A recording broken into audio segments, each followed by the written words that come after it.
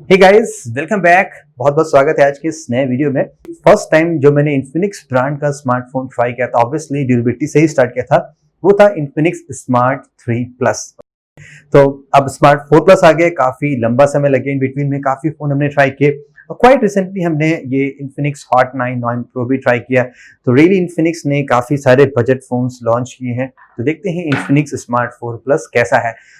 तो चलिए स्टार्ट करते हैं इस फोन की design and in hand feelings है। नाउ एक बात मैं बता दूं, आई डोंट नो आपने कितना बड़ा फोन यूज किया है, ये फोन मेरे लिए सबसे बड़ा अभी तक का है। ये सॉर्ट ऑफ फैबलेट है क्योंकि काफी बड़ा स्मार्टफोन है। 6.82 इंचेस की डिस्प्ले, उसके बारे में आगे बात करते हैं। तो स्मार्टफोन होल्ड करने में रियली काफी बड़ा है, बट अगेन अगर आपके हैंड्स बड़े हैं, अगर आप मेल हैं तो आपके लिए कोई प्रॉब्लम नहीं होगी। फिंगरप्रिंट सेंसर भी प्रॉपर्ली कन्वीनियंट लोकेशन पे आता है, आसानी से अनलॉक भी हो जा रहा है और फोन है वो काफी स्लिम भी है। और यहाँ पे 6000 मिली एम्प्स की बड़ी बैटरी देगी, उसके बाद भी फोन काफी स्लिम है और काफी कन्वीनियंट होल्ड करने में है। साथ ही आपको यहाँ पे 3-in-1 सिम कार्ड मिलता है, यानी कि आप 2 सिम कार्ड प्लस एक SD कार्ड साथ में लगा सकते हैं। दोनों ही ड्यूअल 4G बोलती सपोर्ट करते हैं। और इस साइड आपका पावर बटन है, जस्ट उसके ऊपर वॉल्यूम बटन है।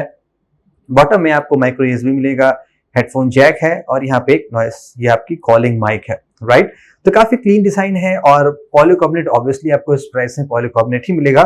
ड्यूरेबिलिटी टेस्ट में हम देखते हैं कि ये फोन कैसा है। फिलहाल जिससे पहले हमने फोन ट्राई किया था इन्फिनिक्स हॉट 9 प्रो, वो काफी सॉलिड था, ड्रॉप ऑन सभी टर्म्स में। तो इसका भी हम चेक करते हैं, देखते हैं क्या इतना भारी फोन और बड़ा डिस्प्ले कोई इफेक्ट करता है नहीं करता है। ओके, तो चलिए अब हम अंदर चलते हैं फोन पे और यहाँ पे देखते हैं कि फोन के स्पेक्स कैसे हैं। तो डिस्प्ले सबसे पहले आप देख लीजिए, ये 6.82 इंचेस की काफी बड़ी डिस्प्ले है और अंडर 10K में अगर आप देखें, यानी कि RDR के अंदर में मोस्टली आपको HD डिस्प्ले ही मिलता है और ये डिस्प्ले भी काफी बड़ा है और मैं कहूंगा कि इस डिस्प्ले की ब्राइटनेस काफी अच्छी है। यहाँ पे आपको 480 निट्स का ब्राइटनेस वाला स्क्रीन दिया गया है and 90.1 screen to body ratio है, यानी कि स्क्रीन बेजल्स काफी पतले हैं और ब्राइटनेस भी मुझे काफी अच्छी लग रही है। आप कुछ ऐसे फोन भी देखेंगे जो 14-15 हजार में लॉन्च होते हैं, वहां पे भी 480 निट्स की ब्राइटनेस होती है। तो ये भी सेम ब्राइटनेस का है, IPS LCD है और डिस्प्ले काफी ब्राइट है। इनफैक्ट मैंने आउटडोर में भी इसको ब्राइट सनलाइट में यूज करने की कोशिश की, मुझे कोई दिक्कत नहीं लगी एंड आसानी से मैं सभी कंटेंट्स को व्यू कर पा रहा था। तो ड्रॉबैक बस यही हो सकता है कि थोड़ा सा फोन बड़ा हो जाता है और ड्रॉप में हो सकता है कुछ फर्क पड़ जाए, वो तो आगे वेरीफाई करते हैं। ओके, तो चलिए अब हम स्पेक्स की बात करते हैं एंड परफॉर्मेंस देखते हैं कैसी है। यहाँ पे आपको 3 GB का रैम दिया जा रहा है और साथ ही आपको 32 GB की इंटरनल स्टोरेज जा रही है। और जो प्रोसेसर यहाँ पे है वो MediaTek A25 है, जो कि न्यूली लॉन्च प्रोसेसर है। काफी नया तो नहीं, लेकिन थोड़ा सा ये नया प्रोसेसर है। तो क्या 3 GB रैम में हम अच्छी परफॉर्मेंस पा सकते हैं?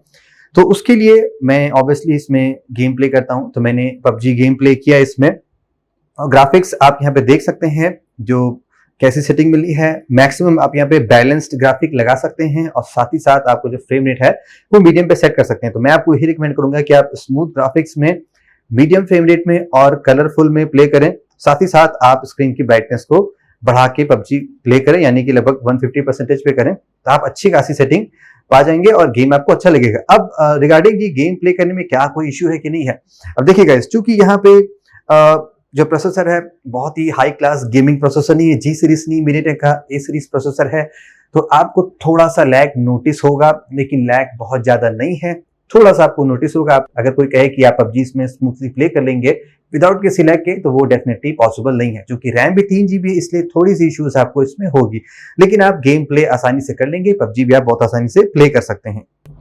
मूविंग ऑन, आगे चलते हैं, बात करते हैं कैमरा यहाँ पे कैसा है। अब फनी पार्ट यहाँ पे देखिए, अगर आप itself at a glance देखेंगे तो वैसे तो कैमरा बम बहुत ही कम है और काफी अच्छा है, लेकिन यहाँ पे आपको फील होगा कि एक्चुअली ट्रिपल कैमरा दिया गया है, लेकिन यहाँ पे कोई ट्रिपल कैमरा नहीं है, आपको इंस्टेड ड्यूअल कैमरा ही मिलेगा। और जो थर्ड यहाँ पे आप देख रहे हैं, ये एक डमी कैमरा है जो आपको फोटोग्राफ्स नहीं लेके देगा। तो मेन कैमरा यहाँ पे है वो 13 मेगापिक्सल का कैमरा है। अब कैमरा क्वालिटी कैसी है ये भी आप देख सकते हैं, मैंने कुछ शॉट्स लिए हैं इसमें ब्राइट लाइटिंग कंडीशन में, कुछ इंडोर में भी लिए हैं। तो अभी आप अगर ब्राइट लाइट में फोटोज देखेंगे, अगर आप अच्छी लाइटिंग कंडीशन में फोटोज लेते हैं तो फोटोज तो ओके हैं। आप थोड़ा सा यहाँ पे आपको इश्यूज नजर आएगी, लाइक कभी कभी आपको लगेगा कि फोटो थोड़ी सी अंडर सेचुरेटेड है, कभी कभी लगेगा थोड़ी सी ज्यादा ओवर सेचुरेटेड है, यानी कि कलर आपको परफेक्ट नहीं मिलेंगे क्योंकि जो सेंसर है बहुत हाई क्लास सेंसर आपको नहीं मिलेगा। मैंने आपको स्टार्टिंग में ही बताया था कि कुछ ही चीजें आपको एक बजट स्मार्टफोन में अच्छी मिल सकती है। तो कैमरा अगर आपकी मेन प्रायोरिटी है, आप बजट फोन लेना चाहते हैं, तो शायद इस फोन का कैमरा आपको उतना अच्छा ना लगे, लेकिन इटसेल्फ ओवरऑल फोटोज ठीक है, कलर्स ब्राइट हैं, डिटेल्स अच्छे आ रहे हैं। अगर आप कैजुअल फोटोग्राफर हैं, आप कभी कभी फोटो लेते हैं, तो आपको कोई प्रॉब्लम नहीं होनी चाहिए। इंडोर में भी फोटोज ठीक है। अब मुझे ऐसा कुछ इसमें नहीं लगा, बजट के हिसाब से सब कुछ यहाँ पे ठीक है। Complete low light no shots कैसे हैं वो भी आप देख सकते हैं, और कोई भी यहाँ पे आपको नाइट मोड नहीं दिया गया है जिसके थ्रू आप फोटोज में जो नॉइज है वो हटा सकें। तो again guys, super budget phones हैं तो आपको थोड़ा सा कॉम्प्रोमाइज करना पड़ेगा। चलिए मैं आपको क्विक सेल्फी लेके दिखाता हूँ कि सेल्फी कैसी आती है। तो यहाँ पे सेल्फी में 8 मेगापिक्सल का फ्रंट कैमरा दिया गया है, एंड फ्रंट कैमरे का सैंपल कैसा है वो भी आप देख सकते हैं। फोटोज कंप्लीटली नेचुरल है, कोई ब्यूटिफिकेशन नहीं है, और पोर्ट्रेट भी ठीक है। हल्की सी यहाँ पे स्मूथनिंग की गई है एजेस पे, जो कि काफी अच्छी है, और कलर्स भी कंप्लीटली नेचुरल आ रहे हैं। जो मेरे कुर्ते का कलर है वो परफेक्टली वैसा ही आ रहा है जैसा आप देख सकते हैं। ओके, नाउ गाइस आगे चलते हैं, बैटरी की बात करते हैं। तो यहाँ पे आपको 6000 मिली एम्प्स की काफी बड़ी बैटरी दी गई है। तो इतनी बड़ी बैटरी होने के बाद भी फोन स्लिम है, वेट बहुत ज्यादा नहीं है। एवरी टाइम जब भी इन्फिनिक्स का फोन ट्राई करता हूं तो मुझे बैटरी बैकअप रियली एक्सीलेंट मिलता है, स्पेशली जो स्टैंड बाई है वो बहुत अच्छा मिलता है। लास्ट 3 दिन से मैं इसको यूज कर रहा हूँ। मेरा यूसेज मिक्स्ड है, कुछ फोटोग्राफ्स किया, वीडियोस बनाया, और उसके साथ ही साथ गेमिंग भी किया, तो अच्छा खासा फोन चल रहा है। 3 दिन से मैं यूज कर रहा हूँ। मैं 80% इसको यूज करना स्टार्ट किया था, अभी भी आप देखेंगे तो बैटरी स्टैंड बाय और यूसेज काफी अच्छा है। जनरल पर्पज यूज के लिए अगर आप एक बार चार्ज कर लेंगे तो गारंटीड आप 2 से 3 दिन बहुत ही आसानी से इसको चला लेंगे। चार्जिंग टाइम थोड़ा सा ज्यादा लगेगा क्योंकि माइक्रो यूएसबी है, और साथ ही साथ आपको यहाँ पे बड़ी बैटरी मिली, थोड़ा सा स्लो चार्जिंग करेगा। क्विकली गाइस हम सॉफ्टवेयर भी देख लेते हैं कि कैसा यहाँ पे है। तो यहाँ पे जो आपको रोम दिया गया है वो है XOS चीता रोम है, और ये एंड्रॉइड 10 पे बेस है। तो कैसा दिखता है वो भी आप देख सकते हैं, एंड थोड़ा सा ये ज्यादा हैवीली कस्टमाइज है।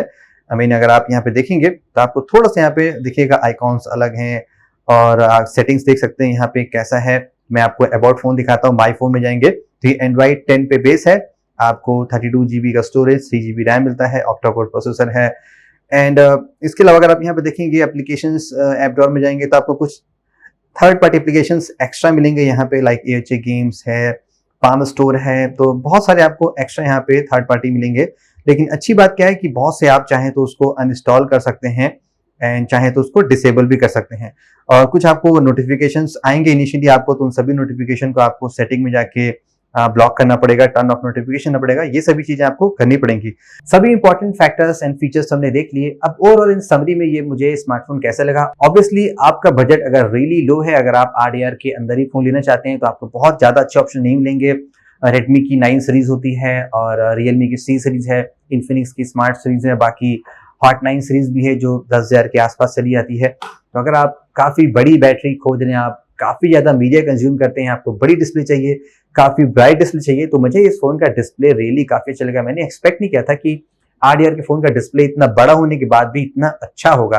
ओके, तो डिस्प्ले काफी अच्छा है, बैटरी भी काफी बड़ी है, परफॉर्मेंस स्मूथ है, बैटरी स्टैंड बाय रियली अच्छा है। कैमरा भी मैं कहूंगा कि एक्सेप्टेबल लेवल का है। इस प्राइस में मैं हाई कॉस्ट स्मार्टफोन से कंपेयर नहीं कर सकता जिसमें आपको 48 या 64 मेगापिक्सल सेंसर मिलता है।